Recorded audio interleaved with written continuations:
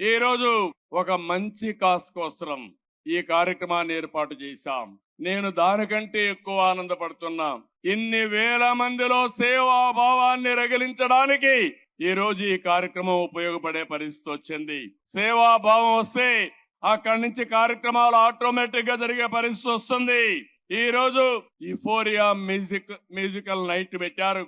Exact గా 28 సంవత్సరాలైంది. నాకు ఇప్పటికి కూడా జ్ఞాపకం.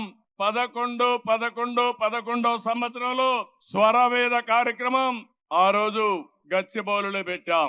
ఆ తర్వాత ఈ కార్యక్రమాన్ని రెండో కార్యక్రమం కింద ఈ కార్యక్రమాన్ని తీసుకున్నారు. ఆ రోజు ఈ రోజు మీరు చూస్తే ఒక పక్కన శివమణి అప్పుడు వచ్చాడు, ఈ రోజు కూడా వచ్చాడు. చాలా సంతోషం. ఈ రోజు మీరు ఇక్కడ పని చేసిన వాళ్ళు చూస్తే తమన్ గారిని మనస్ఫూర్తిగా అభినందిస్తున్నాను. ఒక్క రూపాయి కూడా తీసుకోకుండా నా వంతు కర్తవ్యంగా ట్రస్ట్ కు పనిచేస్తానని ముందుకొచ్చారు.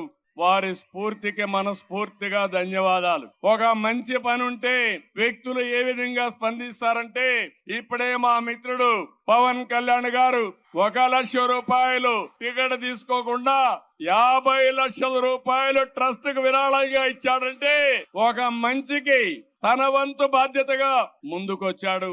ఆయన్ను కూడా మనస్ఫూర్తిగా అభినందిస్తున్నా.